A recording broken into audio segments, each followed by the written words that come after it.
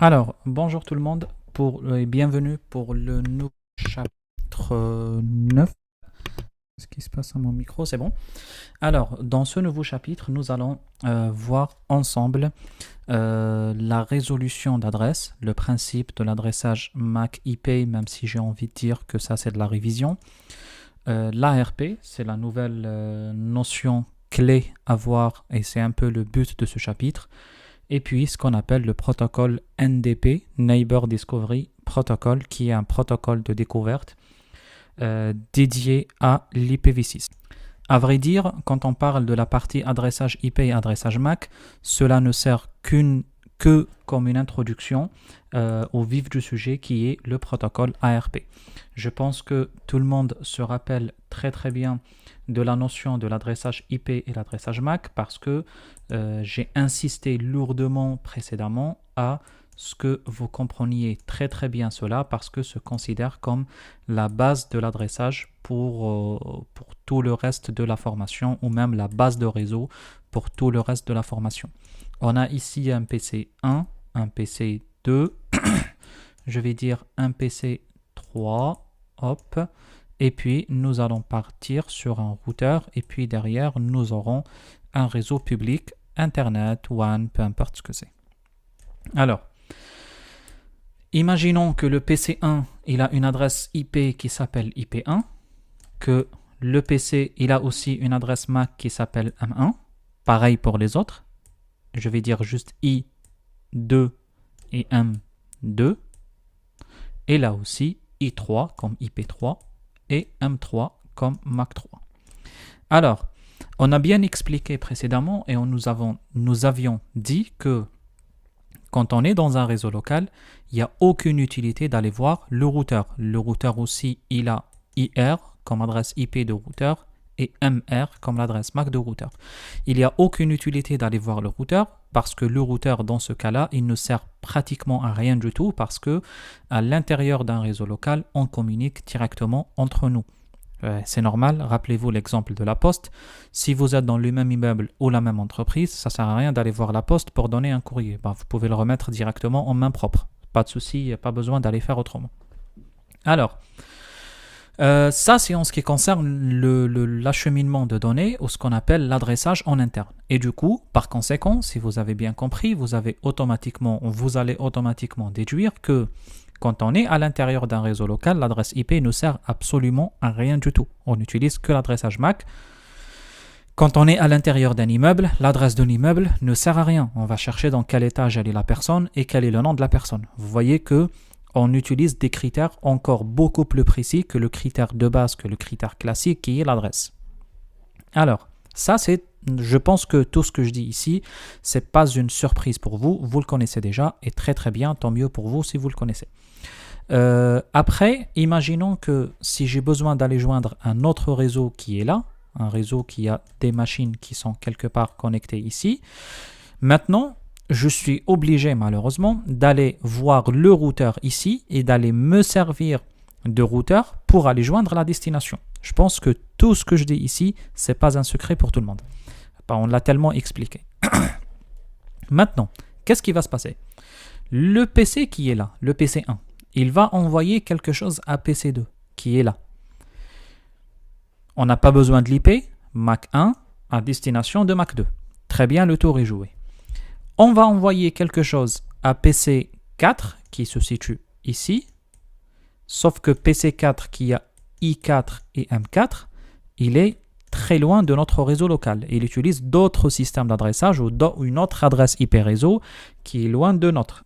Dans cette situation ou dans cette condition, je serai obligé d'aller demander l'aide de ma passerelle par défaut, de mon routeur. Parce que le routeur, il n'y a que lui, je vais écrire R ici, il n'y a que le routeur ici qui peut aller m'acheminer l'information ou la demande ou la requête vers un PC en dehors de mon réseau.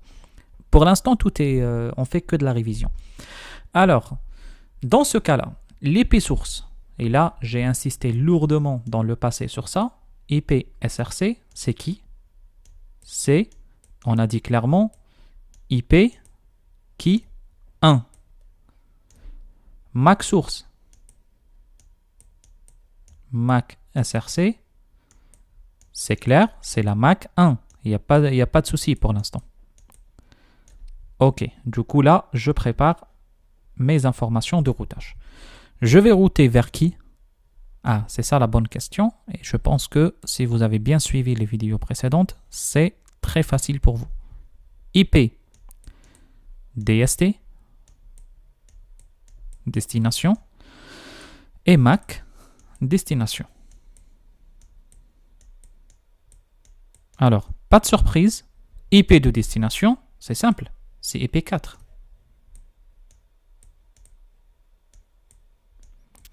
MAC de destination, c'est qui? MAC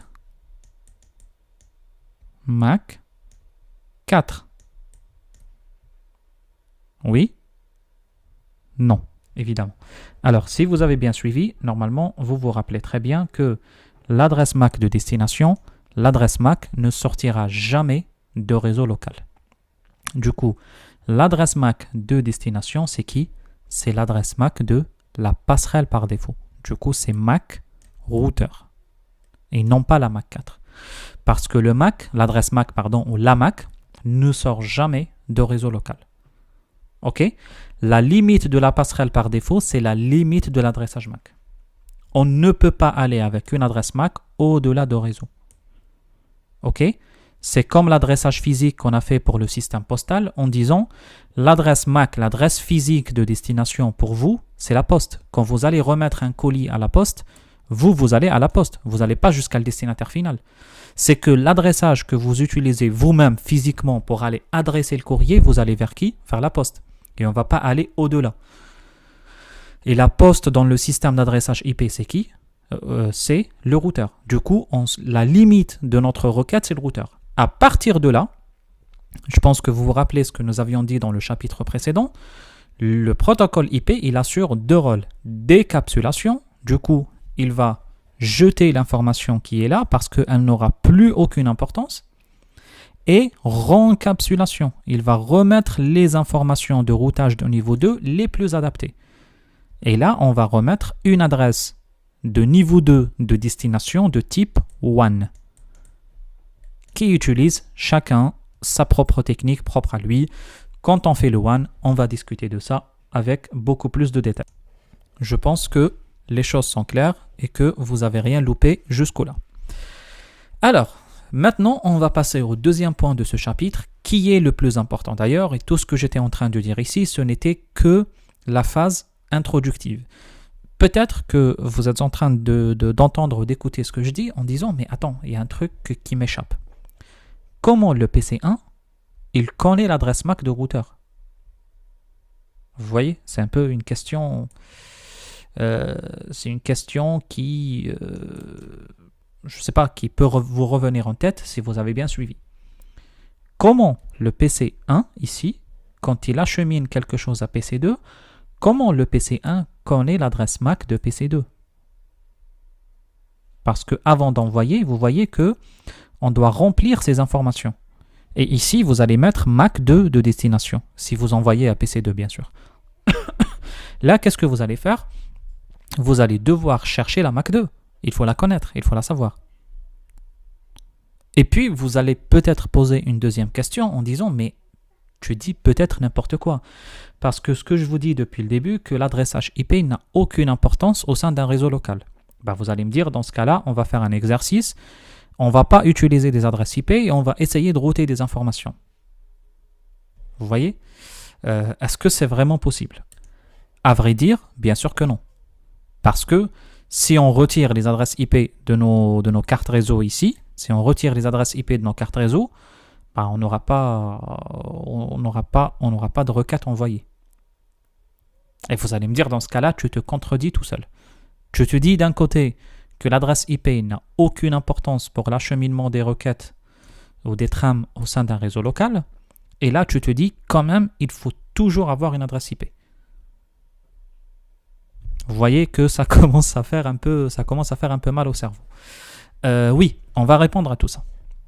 La première réponse, c'est qu'il faut comprendre que nous avons le modèle OSI qui est composé de cette couche.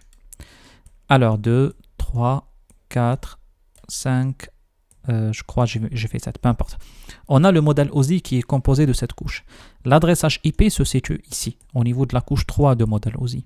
Ce qu'il faut comprendre, c'est que pour acheminer une requête d'une source A à une destination B, il faut remplir les 7 cases. Tu es obligé, tu n'as pas le choix.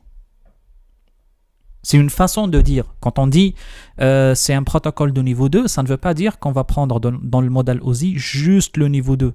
C'est pas possible ça. C'est pas possible. Il faut prendre les 7. Tu n'as pas le choix.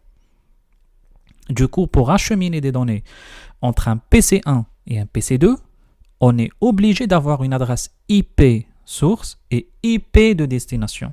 Tu n'as pas un deuxième choix. Vous allez me dire, mais il ne s'en sert pas pour envoyer. Oui, évidemment. Mais par contre, il faut l'avoir. Pourquoi il faut l'avoir? Déjà, pour une première condition, c'est que les 7 couches de modèle OSI, il faut les utiliser. Tu ne peux pas bypasser une couche. Tu ne peux pas dire la couche 3, on n'a pas besoin ici. Oui, on n'a pas besoin finalement. Ce n'est pas l'information qui nous intéresse. Mais il y a une case à remplir qu'il faut remplir. Est-ce qu'on remplit cette case juste pour se faire plaisir? Non. Parce que cette case, elle va nous servir à quelque chose de très important. Vous voyez que quand vous envoyez ou vous acheminez des données au sein des réseaux, on connaît tous les adresses IP de destination. Même si on ne connaît pas l'adresse IP, on la connaît d'une façon ou d'une autre. Vous travaillez sur le site de google.com, ou facebook.com, ou twitter.com, ou je ne sais pas sur quel site vous êtes, sur youtube.com, vous connaissez l'adresse IP de ce site. Tu vas me dire, mais non, je ne connais pas l'adresse IP de Google, mais si, je te promets que tu la connais. Tu connais google.com. Et google.com, c'est déjà une adresse IP. Parce que ça, c'est juste un nom, c'est un raccourci vers l'adresse IP. Parce que le grand public n'a pas envie de retenir des choses type 213.152.25.8. Ça, on n'a pas envie de retenir ça. On retient à la place google.com. C'est qu'au final, tu connais l'adresse. Tu ne connais pas comme ça, tu ne retiens pas par cœur le chiffre. Mais tant que tu connais le nom qui correspond à l'adresse, c'est que tu connais l'adresse. Dans un téléphone, est-ce que tu connais le numéro de téléphone de Nicolas? Tu l'as sur ton répertoire et tu l'appelles. Tu ne vas pas dire que non, je ne le connais pas. Si, tu le connais. Tu ne le retiens pas par cœur. Mais quand tu veux l'appeler, tu appuies sur le nom Nicolas et t'appelle. Sauf que le téléphone n'appelle pas Nicolas, mais appelle un numéro de téléphone. Et c'est exactement le même principe. C'est que toi, tu connais l'adresse IP de tout ce que tu fais sur le net. Sauf que tu ne le connais pas par cœur comme ça, par chiffre, mais tu connais un alias, un raccourci qui mène vers cette adresse IP. Et pour simplifier les choses pour le grand public, on utilise des noms à la place des adresses. C'est comme le répertoire dans un téléphone. On appelle le nom au lieu d'appeler le numéro parce que ça nous embête un peu de retenir un numéro. C'est exactement le même principe. C'est qu'au final, on connaît les adresses IP. Par contre, il y a une information qu'on ne connaît pas, c'est l'adresse MAC. Et on a beaucoup de difficultés à connaître l'adresse MAC, on a beaucoup de difficultés à retenir l'adresse MAC, d'autant plus que le routage des réseaux est basé sur l'IP, n'est pas basé sur la MAC. Pour une simple raison, que l'adresse de niveau 3, elle est fixe, c'est toujours l'IP. Il y avait des concurrents à l'IP dans l'histoire, comme APX, comme AppleTalk, etc. Aujourd'hui, il n'y a plus. C'est IP, il a tué la concurrence, il est le seul protocole de niveau 3 disponible d'adressage. Par contre, au niveau 2, il n'y a pas que le MAC. C'est vrai que maintenant, Ethernet domine le marché dans les réseaux locaux, il y a le MAC, sauf que rappelez-vous qu'au niveau de la couche 2 de modèle OSI, la couche 2, c'est une couche LAN et WAN en même temps. C'est qu'une fois on sort de niveau 2, une fois on sort de l'Ethernet, elle peut différer. Du coup, il n'y a pas un système d'adressage fixe au niveau 2. Ça diffère en fonction de la technologie utilisée. C'est ce qui fait que on ne peut pas baser un routage réseau sur une adresse qui peut changer. Aujourd'hui, c'est le MAC, peut-être un jour ça va changer parce que la technologie va évoluer, etc. Alors que l'IP, elle est beaucoup plus stable, beaucoup plus fixe en quelque sorte. C'est pour cela que nous avions basé tout le routage réseau sur l'IP. Bien que cela ne sert à rien dans un réseau local, on est d'accord? Je le répète encore. Et puisqu'il y a l'adresse IP dans tous les cas, et puisqu'on connaît l'adresse IP dans tous les cas, on s'est dit, attends, au moins qu'elle serve à quelque chose. Elle est là, qu'elle serve à quelque chose. C'est quoi la chose qu'elle va, ou le service que va nous rendre l'IPv4 ou l'adresse IP? c'est trouver l'adresse MAC, tout simplement. C'est très simplement. Du coup, pour résumer, on utilise l'adresse MAC pour acheminer les données entre le PC1 et le PC2, ou même acheminer les données entre le PC1 et la passerelle si nous avons besoin d'aller au-delà du réseau local. Mais puisqu'on a toujours des difficultés à connaître l'adresse MAC de destination, on va se servir de l'adresse IP pour trouver l'adresse MAC. Du coup, l'adresse IP, elle sert à trouver l'adresse MAC et l'adresse MAC, elle sert à envoyer les requêtes. C'est tout simplement comme ça. Prenez ça comme ça. Je ne pense pas pouvoir être beaucoup plus clair que ça. Je ne sais pas si vous l'avez compris ou pas. Prenez ça comme ça. L'adresse IP, elle ne nous sert à rien dans un réseau local, sauf à trouver l'adresse MAC de la destination. Pardon, celle-là. L'adresse MAC de la destination. OK? C'est que grâce à l'IP, je trouve le MAC et grâce au MAC, j'achemine les données. Le protocole qui me permet d'aller chercher l'adresse MAC de destination grâce à son adresse IP, il s'appelle Address Resolution Protocol. Le protocole de résolution d'adresse. ARP ou le protocole ARP. On peut dire ARP comme on peut dire ARP, ça revient au même. Alors, comment il fonctionne le protocole ARP? Le protocole ARP, il a un système de fonctionnement très très simple. On va l'expliquer ici. On doit avoir besoin des informations. IP source, comme d'hab. IP source. IP de destination. Et aussi MAC source. Et MAC de destination.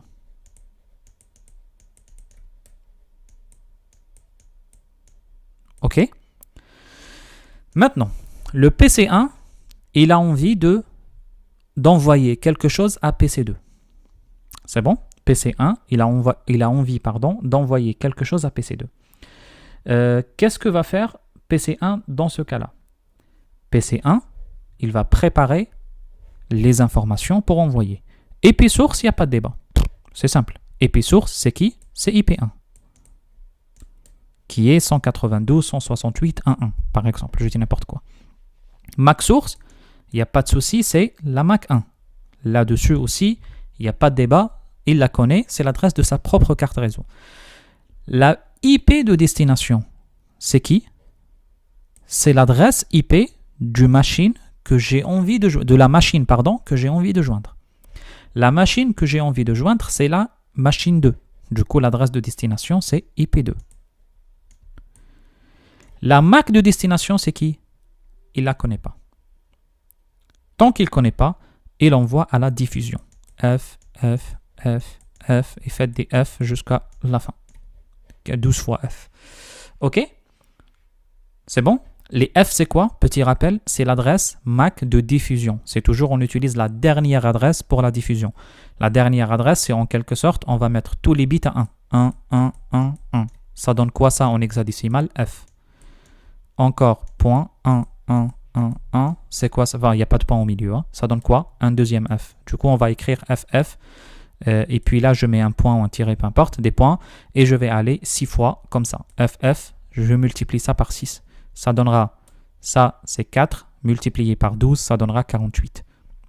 Et on a dit que l'adresse MAC s'écrit sur 48 bits. Du coup, on aura 12 fois F, autrement dit l'adresse de diffusion. Autrement dit, le PC1, il va diffuser à tout le monde une requête. Attendez, je change de couleur ici. Je n'ai pas envie d'effacer le tableau, j'ai envie de tout garder ici, si vous avez envie après de faire des captures ou quoi que ce soit. Alors, qu'est-ce que je fais? Le PC1 ici, il va envoyer à PC2, il va envoyer à PC3, il va envoyer à la passerelle. S'il y a un PC, je ne sais pas, PC4, on l'a appelé déjà ici, on va dire ça PC5. Ici, s'il y a un PC5, il va envoyer à tout le monde une requête ARP. On appelle ça ARP request. Qui va dire, en traduction, celui qui a cette adresse IP, merci de me fournir son adresse MAC. En quelque sorte ça. Celui qui a cette adresse IP, il me donne son adresse MAC. Alors, PC3, il n'est pas concerné. Il va voir que ce n'est pas son adresse qui est là. PC5 qui n'est pas concerné, la passerelle elle n'est pas concernée, ben celui qui est concerné c'est qui? C'est PC2, ce monsieur-là. Qu'est-ce qu'il va faire PC2? Il va répondre en envoyant sa propre adresse MAC. Et du coup, l'adresse IP source, ça va être IP2. L'adresse MAC source, ça va devenir MAC2. IP de destination, ça va devenir IP1. Et MAC de destination, cette fois, c'est qui? C'est la MAC1, parce qu'on la connaît. Comment on la connaît? C'est anciennement la MAC source ici. La MAC source, elle va basculer en MAC de destination. Du coup, la requête la réponse en quelque sorte que PC2 va envoyer à PC1, elle sera envoyée en quoi? En monodiffusion, en requête directe. Ça va être comme ça, ça rentre sur le switch et ça part sur le destinataire. Ça ne sera pas diffusé parce que on diffuse quand on ne connaît pas une destination. Ici, on connaît la destination, il n'y a pas de souci, c'est le PC1. À partir de maintenant, PC1, il a la MAC de destination, très bien, il peut envoyer la donnée. Mais, ce qu'il faut comprendre là-dessus, c'est que pendant ce temps-là, pendant que PC1 est en train de préparer et est en train de chercher l'adresse MAC de destination, il y a un équipement au milieu que nous avons oublié. Il s'appelle le switch. Disons que le switch il est vide. Ça, on vient de l'installer, on vient de le mettre sous tension. Vous vous rappelez, je pense que le switch, il a une petite table ici qui s'appelle la table d'adressage MAC, qui groupe quoi? Principalement l'adresse MAC et le numéro de port. Numéro de port. OK? C'est les principales informations existantes. Après, bon, on aura aussi le VLAN, etc. Mais bon, le VLAN est comment on a appris aussi l'information dynamique ou statique. Mais bon, peu importe, on va simplifier ça comme ça. Alors, qu'est-ce qu'on va avoir comme information? Le switch, pour qu'il puisse acheminer des données, il faut qu'il ait l'adresse MAC qui correspond à chaque port. Sauf que maintenant, il ne possède rien. Comment il va faire le switch? Il va profiter pour remplir dynamiquement les informations. Autrement dit, toutes les requêtes qui rentrent sur un switch, rentrent, attention, je dis bien rentrent, pas sortent. Toutes les requêtes qui rentrent dans un switch, elles possèdent les deux informations. La requête d'envoi, la ARP request, que le PC1 ici envoie pour aller chercher l'adresse MAC de destination. Elle contient quoi dedans? Elle contient la MAC source, qu'on connaît, qui est la MAC 1. Et elle contient aussi le port source. Elle est rentrée sur le port de switch qui s'appelle port 1. Je dis n'importe quoi. OK? Du coup, le switch, il a les informations ici. Il va dire, ah oui, attendez, je prends ça, MAC 1, et je vais le mettre sur le port numéro 1. Et vous voyez, le switch, il profite pour remplir sa table. Est-ce qu'il va mettre ici la MAC 2? Non. Parce qu'il ne connaît pas pour l'instant la MAC 2. Et la preuve, qu'est-ce qu'il fait? Il diffuse à tout le monde. Déjà, la destination, c'est la diffusion. Du coup, il diffuse. Il ne peut pas profiter de la destination. C'est pour ça que je vous ai dit la source qui l'intéresse. Quand le PC2 répond, il répond avec quoi? Sa MAC source. Vous vous rappelez ici, on a dit la MAC source, elle devient la MAC 2. L'adresse, le port, sur lequel elle est rentrée sur le switch, c'est connu de switch. Bon, c'est rentré sur le switch en soi. Du coup, le switch, qu'est-ce qu'il va faire? Il va profiter pour dire la MAC 2, elle correspond bien au port numéro 2. OK? Et c'est comme ça que le switch va profiter. À chaque fois qu'on ait une requête ARP, c'est le moment ou jamais pour le switch pour profiter, pour remplir sa table d'adressage MAC. C'est bon, c'est clair? Et puis, bon, on profite, on fait ça deuxième fois, troisième fois, quatrième fois, etc. jusqu'à remplir toute la table.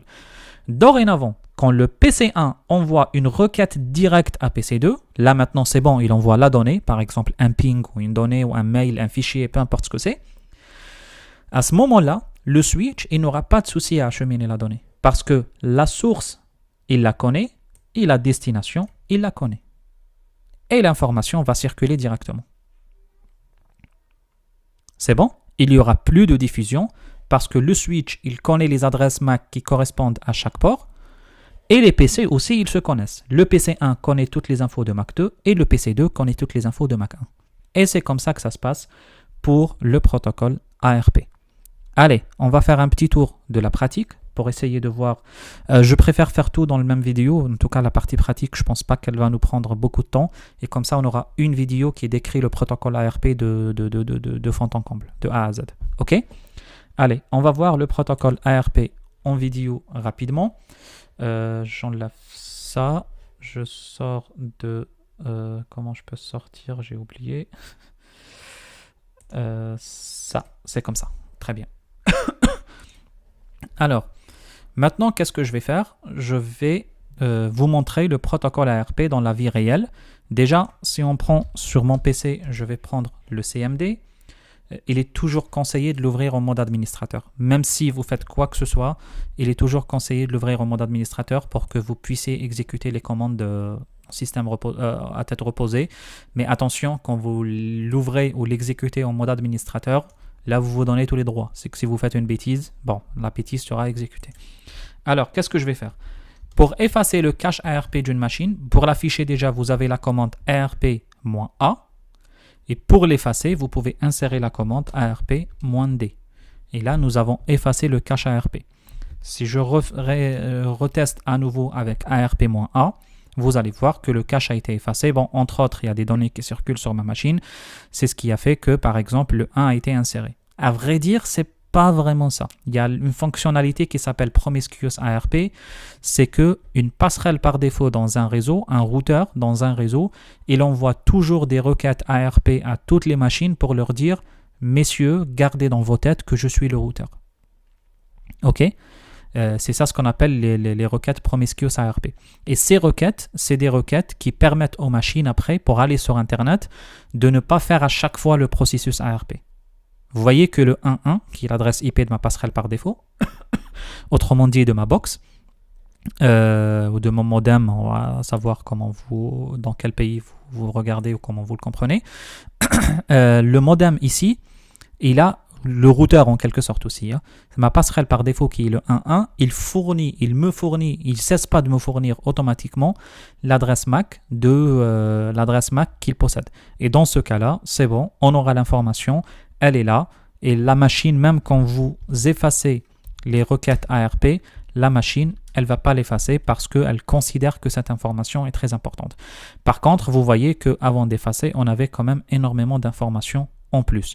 Et vous avez ici la 224.0022, c'est l'adresse de multidiffusion qui est rentrée statiquement. Autrement dit, elle va rester si on ne l'efface pas nous-mêmes statiquement. Alors ça, c'est sur un PC normal. Allons voir Wireshark. Je pense que ça vous rappelle quelque chose, cet outil, on ne l'a pas utilisé depuis un certain temps.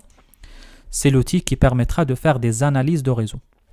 Ce que je vais faire, je vais prendre ma carte réseau Wi-Fi et je vais pinguer une machine. N'importe quelle machine qui n'est pas sur le réseau, peu importe, parce que ça répond pas, c'est pas important. Ce que je vais faire un ping à la machine 192.168.1.150. C'est une adresse qui n'existe pas, mais peu importe. Ce que je vais faire avant, je lance la capture, ici, comme ça. Là, on capture le trafic Wi-Fi et je lance le ping pour 150. Et là, vous voyez des ARP quelque part qui traînent ici. Ça ne va pas l'atteindre parce que 150, ça n'existe pas sur le réseau. Le 19, c'est ma machine personnelle. Et puis, ce que je vais faire là-dessus, c'est bon. Je vais arrêter déjà ça et je vais écrire ARP ici. Et là, ça va m'afficher toutes les requêtes ARP envoyées sur le réseau. Et là, vous allez voir des choses. On a des broadcasts envoyés de ma machine. Vous voyez, de ma machine. Intel Core, ici, c'est ma machine, c'est mon PC. Envoyé de qui? On a envoyé des requêtes ARP pour chercher who has, c'est qui détient l'adresse 150. Celui qui a envoyé, c'est qui? C'est le 19. OK? Et là, vous voyez que les requêtes ARP, on les envoie comment? On les envoie en mode broadcast, en mode diffusion. Allons voir un peu en détail la requête ARP. On a la partie tram qui ne nous intéresse pas beaucoup parce qu'il y a beaucoup d'informations qui ne nous intéressent pas, au moins aujourd'hui. On a la partie Ethernet et on a la partie ARP, l'entête ARP. La partie Ethernet, qu'est-ce qu'on voit? La destination. Vous voyez, je vous ai dit que la destination, c'est toujours 12F. C'est les FFFF qui signifient l'adresse de diffusion. l'adresse qui me dit envoie à tout le monde. Je vous ai dit un point, c'est 2 points, pardon. Et là, on écrit 12 fois F en bloc de 6 à chaque fois. En 6 blocs, pardon, à chaque fois. C'est qu'on aura un bloc, deuxième bloc, troisième, quatrième, cinquième, sixième bloc. Ok. La source, c'est l'adresse de ma machine. Ok. Le type d'information, c'est du ARP. 0x signifie qu'on l'écrit en hexadécimal. Et 0806, c'est la requête ARP. Et on a parlé de ça quand on a parlé de l'Ethertype, les types de trame Ethernet. On a fait tout ça dans les chapitres précédents. En tout cas, ça, c'est que de la révision. Et puis, qu'est-ce qu'on a ici? On a les informations ARP. Et là, je pense que vous vous rappelez de ça aussi. Celui qui a envoyé, c'est ma MAC. L'adresse IP source, c'est mon IP. L'adresse IP de destination. Par contre, ici, ce n'est pas la destination, c'est la target. Autrement dit, la cible. Qu'est-ce que je cherche? Ok? Il y a une toute petite différence entre target et destination. La target IP, c'est la même que la destination IP, c'est la 150. Par contre, la target MAC, vous voyez que c'est vide. C'est pas comme la destination MAC qui est FFF. La target MAC, c'est que, en quelque sorte, quelle est l'adresse MAC que je cherche. Et au moment où je suis en train de la chercher, je ne la connais pas. Vous voyez ce que je voulais dire? C'est qu'au moment où je suis en train de la chercher, je ne la connais pas. C'est ce qui fait que je n'aurai pas l'information ici. J'aurai des 000 ici. OK? Et comme ça, si on a une machine qui va répondre, qui existe vraiment sur le réseau, qui s'appelle 150, bon, il n'y a pas sur ma machine, sur mon réseau, sur mon petit réseau chez moi, elle va répondre avec les informations remplies et qui va mettre ici l'adresse MAC en quelque sorte. On peut voir cet exemple rapidement sur Packet Tracer et vous allez le voir que c'est aussi très facile à faire et c'est très facile à vérifier. On prend 2 machines, allez, 3 machines pour illustrer l'exemple très bien. On va prendre un petit switch, comme ça, un petit switch ici, et puis nous allons brancher sur le réseau. PC1, l'adresse 2 ici, et l'adresse 3 ici. Alors, pour simplifier l'explication, enfin pour la rendre un peu plus claire, ici je vais l'appeler PC3, celui-là je vais l'appeler PC2, et celui-là, le dernier, je vais l'appeler PC1.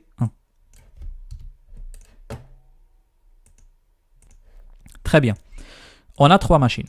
Qu'est-ce que je vais faire? Je vais leur donner des adresses. L'adresse la plus simple qui peut exister au monde, 10.0.0.1. C'est quoi masque? Je ne sais pas, mais je sais que je touche ici et ça me donne un chiffre. Je le laisse par défaut. Passerelle, on n'a pas besoin de passerelle, rappelez-vous. On est dans un réseau local, on n'a pas de routeur. Du coup, on ne fait rien là-dessus. PC2, je fais pareil. 10.0.0.2. Je clique ici et c'est bon. Et la 3, je vais faire pareil. 10.0.0.3. Et je clique ici et c'est bon.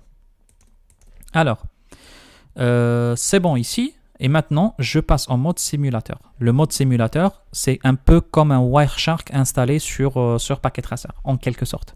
Juste pour vous simplifier. J'efface ça. J'ajoute encore, je réaffiche les protocoles que j'ai envie d'afficher. On va faire des pings. Le ping, il fonctionne en protocole qui s'appelle ICMP. On aura un chapitre dédié à l'ICMP. Et on aura l'ARP, c'est le protocole le plus important de ce chapitre. Alors, qu'est-ce que je vais faire maintenant? On va lancer les pings. On a 2 façons de faire le ping, ou bien comme ça, et j'écris ping directement comme je le fais sur une machine. Sinon, pour simplifier les choses, sur Packet Tracer, on en profite, je peux mettre cette petite enveloppe ici, et je clique sur la source, et puis sur la destination. Mais juste avant de le faire, on va faire un petit tour des machines. Regardez, si je fais ARP-A, il me dit que la table ARP est totalement vide. Logiquement, ça ne sert à rien de faire ARP-D. Bon, si vous faites ARP-D, vous allez en quelque sorte effacer la table ARP qui est déjà effacée, qui est déjà vide. Je prends mon switch ici, et sur le switch, qu'est-ce que je vais faire? Je vais faire pareil, enable, et puis show, on a déjà vu cette commande, show MAC, comme ça, address table. Et là, vous voyez bien que la table, l'adresse MAC, elle est totalement vide. Il a découvert juste le PC1, je crois, parce quand on a appuyé, mais c'est pas grave, je vais faire un erase MAC n'est pas supporté, je crois, ici. Je crois n'est pas supporté.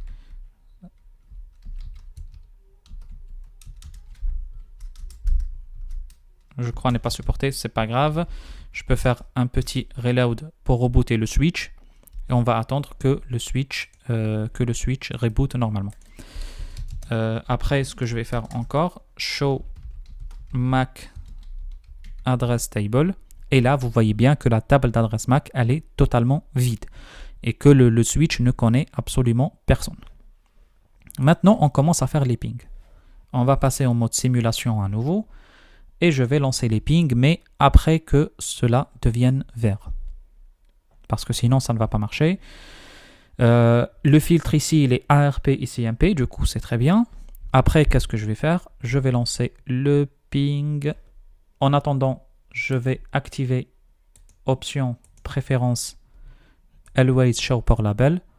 Et là, on aura tout simplement les numéros de port ici qui s'afficheront, histoire de simplifier aussi l'explication ou simplifier l'affichage.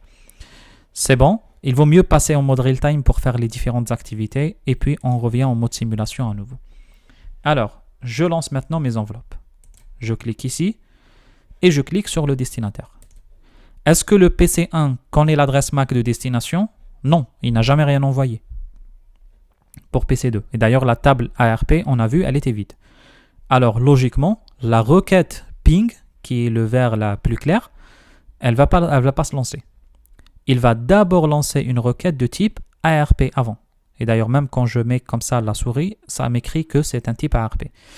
Là, je peux venir ici et cliquer ici pour voir un peu les informations ARP. Je clique directement ici sur comment dire, sur la partie enveloppe ici, mais il y a des points ici à la place de l'enveloppe. Alors, qu'est-ce que je fais ici? Qu'est-ce qu'il m'affiche? Il m'affiche que les informations de niveau 2, elles sont les suivantes. L'adresse MAC source, c'est celle-là. C'est l'adresse MAC de la machine, de PC1. L'adresse MAC de destination, vous voyez que c'est que des F. La notation Cisco, c'est 4F.4F.4F. C'est comme ça. On ne fait pas des deux points avec chaque deux chiffres. Mais ça ne change rien du tout, c'est juste la notation qui change.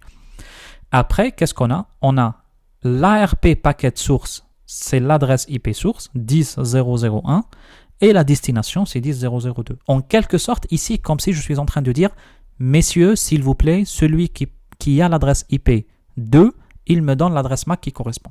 Vous voyez, c'est un peu juste ça. On commence. Et là, vous voyez, ça sera une requête de diffusion. Tant que c'est une requête de diffusion, elle sera envoyée à tout le monde. Celui-là n'est pas concerné, il la jette. Celui-là, il est concerné, qu'est-ce qu'il fait? Il répond. Et puis le PC en question, et puis ça va atteindre le PC en question. Une fois atteint, qu'est-ce qui va se passer maintenant? Le PC en question, il va répondre par le fameux ping normal. C'est maintenant que le ping se lance. Une fois il a eu l'adresse MAC de destination, que le ping va se lancer. Et là, vous voyez bien qu'on n'a pas besoin de diffuser parce que maintenant, le PC1, il connaît la destination et que le switch connaît tout le monde parce qu'il a profité des informations qui traînaient pour remplir la table d'adressage MAC de PC1 et de PC2. Et le ping, ça marche bien, successful à la fin, tout est OK. Si je prends les informations ARP envoyées ici, qu'est-ce que je trouve? Je trouve que ici, envoyé par la machine 2 à la machine 1, c'est autrement dit la réponse, vous voyez que maintenant, il n'y a plus besoin de faire la diffusion parce que le PC2, il connaît l'adresse MAC de PC1 parce qu'il a reçu l'information de PC1 et l'adresse IP, il la connaît parce qu'elle était dans le paquet, dans la trame source, dans la target source. Alors, qu'est-ce que je fais là-dessus? Maintenant, la MAC source, c'est la MAC de la machine 2, la MAC de destination, c'est la MAC de la machine 1, l'IP source, c'est l'IP 2 et l'IP destination, c'est l'IP 1. Après, on peut avoir les détails de PDU ici, comme ici, l'inbound et l'outbound. Là-dessus, pour l'instant, c'est le même. Pardon. Le fait de cliquer plusieurs fois comme ça le bloque. Mais, comme je vous ai dit, on peut le voir ici dans la partie détails. Et ici, vous pouvez avoir beaucoup plus d'informations sur les informations ICMP. Là, ici, c'est la requête ICMP. Où vous pouvez avoir énormément d'informations en plus. J'espère que ça a été clair pour vous, la partie ARP. Alors, si je reviens au cours, à notre cours, Ça c'est OK. Ah pardon, la dernière partie ici, c'est d'aller chercher la table d'adressage MAC. Show MAC address table. Et là, vous voyez, le switch, il a profité pour mettre les adresses MAC de PC1 et PC2 qui correspondent chacune à son interface précise. Et dorénavant, quand le PC1 et PC2 échangent des informations entre eux, il n'y a plus besoin d'aller faire des diffusions parce que parce que le switch connaît les interfaces qui correspondent au PC1 et PC2. OK? OK. PC3 par contre, vous voyez, il n'a rien fait pour l'instant, du coup on ne le connaît pas pour l'instant. Et là, si je vais faire à nouveau ARP-A sur ce switch-là, sur ce PC, pardon, vous voyez que le PC maintenant, il a profité pour mettre l'adresse MAC de PC2. Et dorénavant, si j'ai envie de refaire un ping entre ces deux machines, vous voyez qu'il n'y a plus besoin, c'est passé direct, edit filtre et j'ajoute ici un PARP. Ok, je vais faire comme ça et je refais ça. Hop, et là vous voyez que la requête, elle passe directement, il n'y a plus besoin de faire quoi que ce soit. Par contre, si j'ai envie d'envoyer quelque chose à PC3, le processus ARP va se refaire parce que le PC3, pour l'instant, on ne connaît rien sur lui. Ok? Je pense et j'espère que les choses sont claires sur la partie ARP. C'est un protocole qui est très très important sur les réseaux locaux et très important à le comprendre même globalement dans le métier de réseau. Généralement, les hackers essayent de se servir des failles de protocole ARP pour voler des informations. Par exemple, le PC3 ici, il peut se servir d'un hacker et envoyer les promiscuous ARP sur les deux PC, 1 et 2. Pour leur dire, hey, les amis, je suis le routeur, par exemple. Regardez, on a ici un routeur, le routeur de l'entreprise, comme ça. Je ne vais pas le configurer, hein, c'est juste pour l'exemple, comme ça. Du coup, si PC1 et PC2 veulent partir sur le réseau Internet, ils vont passer vers le routeur. Alors lui, PC3, qu'est-ce qu'il va faire? Il va faire une attaque. Il va ramener un routeur de chez lui, il va le mettre ici, et puis qu'est-ce qu'il va faire? Il va faire comme ça, il va se brancher, il lui faut une deuxième interface. Hein. Je sais pas moi, je vais faire ça comme ça juste pour... ça va pas marcher. Hein. Ça va marcher très bien. Juste pour l'exemple, hein, il ne faut pas qu'on branche sur console, là, ça marche pas. Hein. C'est juste pour l'exemple, hein. Juste pour le dessiner en quelque sorte. Il va faire comme ça, il va se brancher sur le réseau, il va avoir une deuxième carte réseau sur sa machine, comme ça il aura deux cartes réseau. Et puis qu'est-ce qu'il va faire? Il va envoyer des requêtes à PC1 et PC2 en utilisant des outils. Hein. Il y a Yersinia, il y a pas mal de logiciels sur Linux, sur le Kali, des outils de hacking.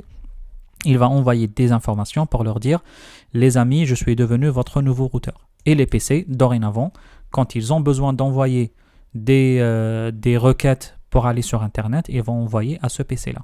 Ce PC, il va prendre une copie, la garder chez lui et il va faire passer les informations sur son propre routeur. On appelle ce genre d'attaque « man in the middle », l'homme au milieu. Du coup, le PC1 pense que son chemin jusqu'à Internet, il est safe.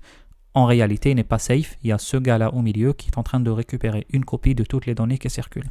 Ça, c'est un des modèles, une des techniques qu'on peut utiliser pour attaquer avec l'ARP.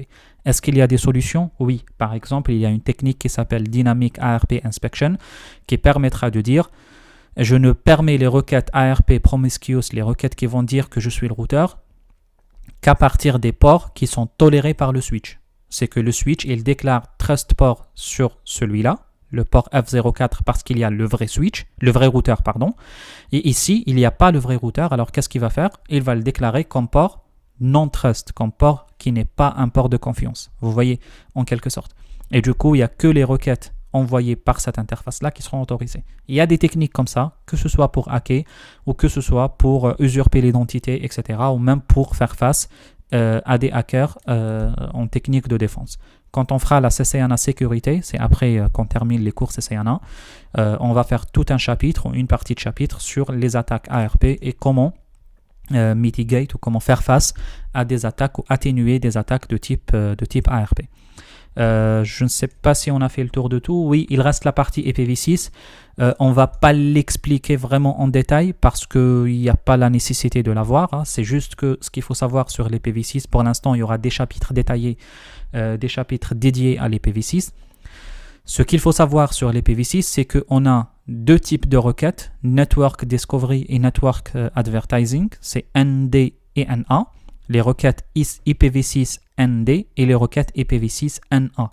C'est les requêtes qui remplacent le protocole ARP. Parce qu'en IPv6, il n'y a pas le protocole ARP. Juste pour comprendre que en IPv6, on a parlé d'un routage plus efficace. Autrement dit, on n'a pas besoin d'alourdir les procédures. On fait juste des techniques qui permettent de découvrir les voisins qui sont une sorte d'un paquet ou d'une trame ou d'un paquet ARP, mais en version light, en version allégée, d'autant plus que ces informations sont utiles pour l'IPv6 pour chercher déjà à avoir ou à s'approprier une adresse IPv6. On va détailler ça en avançant dans l'IPv6, mais tant qu'on fait ça déjà, les Network Discovery, les Network Advertising, ou les routeurs Discovery, routeurs Advertising aussi, c'est valable pour les routeurs comme pour les machines. Tant qu'on fait ça, on le fait une fois pour tout. À la fois pour découvrir des adresses et à la fois aussi pour avoir les adresses MAC qui correspondent aux différentes machines. Autrement dit, on profite de ce process-là pour remplir la table d'adressage MAC ou la table ARP. Du coup, en IPv6, il faut retenir qu'il n'y a pas d'ARP, mais il y a les deux requêtes ICMPv6. On les appelle l'ICMPv6. On va les écrire ici. ICMPv6. Ils incluent deux types, les requêtes de type ND et les requêtes de type NA. Il y a aussi Network, on peut l'appeler aussi Network Solicitation. On va dire ça comme ça pour l'instant, Network Discovery et Network Advertising. En avançant dans les cours, on va faire l'IPv6, on va voir l'IPv6 en détail et on va voir ce genre d'informations avec beaucoup plus de détails. Je suis à 46 minutes, désolé, j'ai pris beaucoup de temps, mais je pense que nous avons fait le tour de tous les IPv6. N'hésitez pas si vous avez des questions, si vous avez besoin de moi, vous me sollicitez, il n'y a pas de souci. Dans le prochain chapitre, la prochaine vidéo, on va faire quelques exercices, comme d'habitude, quelques questions d'examen de chapitre. Et puis, nous allons passer au chapitre 10 après. Sur ça, je vous dis bon courage et à bientôt. Salut.